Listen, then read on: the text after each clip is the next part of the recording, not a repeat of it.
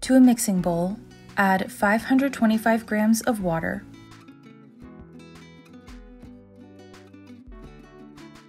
100 grams of active starter,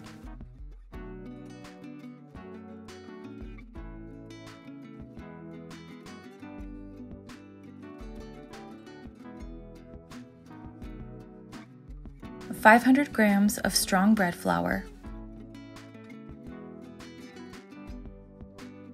and 10 grams of salt. Mix well. I know what you're thinking. That's a lot of water and a very wet dough. Yes, that's the point. Using a strong bread flour will hold everything together perfectly in this recipe. Cover your mixing bowl with a lid, plastic cling wrap, or a damp towel and rest until it is time to strengthen the dough. 45 minutes after mixing the dough, perform your first set of coil folds. We will use coil folds the entire time due to the very high 105% hydration. Lift the dough from the middle and allow it to fall on itself. This first round will be very messy and you will have to do quite a few folds. Perform a few in each cardinal direction until the dough begins to tighten and hold itself together more. Then, cover and let the dough rest for another 45 minutes.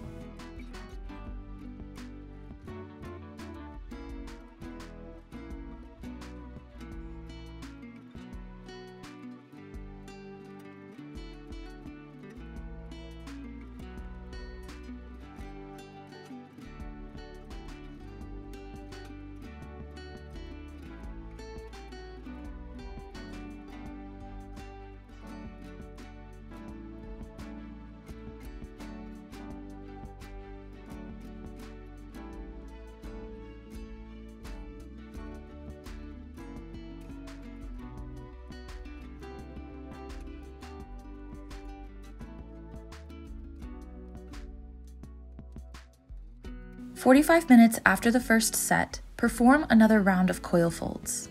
We will do this 4 times total. You can see how much better the dough stretches and holds together just in this second round. Though I am not changing my technique, I am keeping all sets of folds in real time rather than speeding them up because I want you to see how much the dough changes from start to finish. If your dough is not holding together like mine, or still looks wet and messy, or is tearing when you lift it after the second round, chances are your flour is not strong enough. A high quality bread flour is necessary to hold this dough together.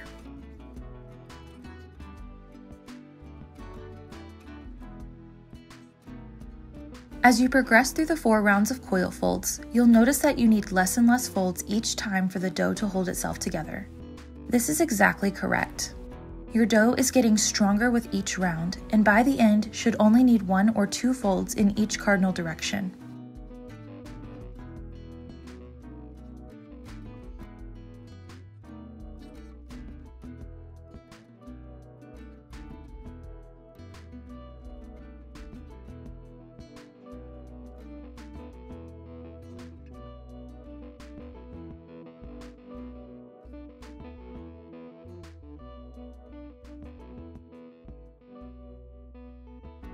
After the 4th set of folds, I like to transfer my dough to a straight-sided container so that I can track just how much it has risen.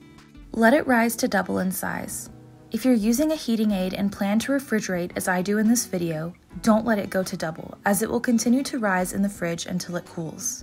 A 75% rise might be better.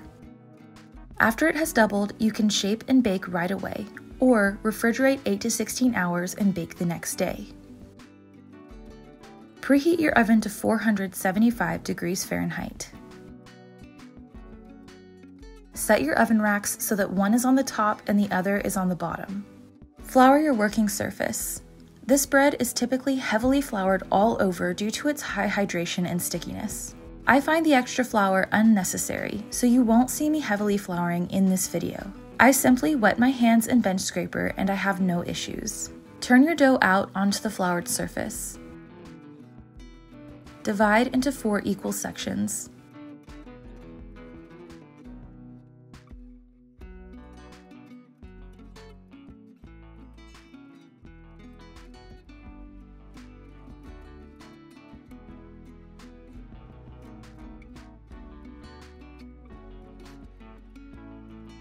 Transfer each section to a piece of parchment paper.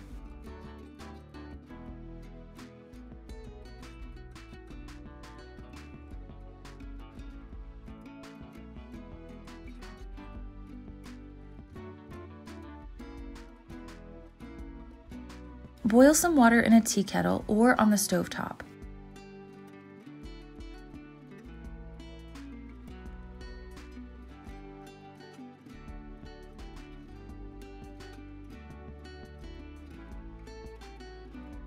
Pour it into a water-safe loaf pan and place on the top oven rack.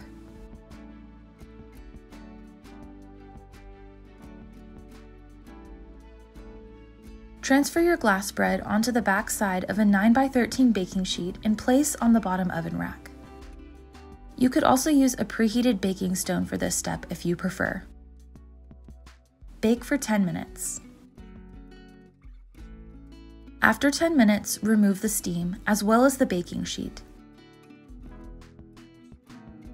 Transfer your loaves to the top oven rack. Reduce the oven temperature to 400 degrees Fahrenheit and bake 20 minutes more.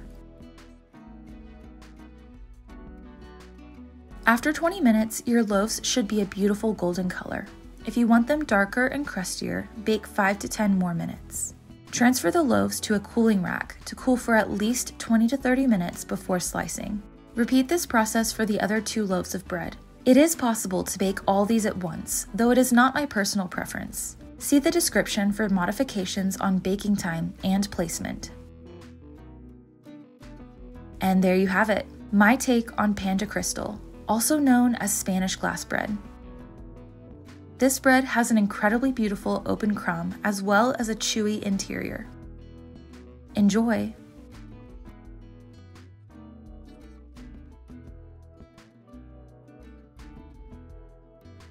Thanks so much for watching. If you liked this video, don't forget to give it a thumbs up and subscribe for more.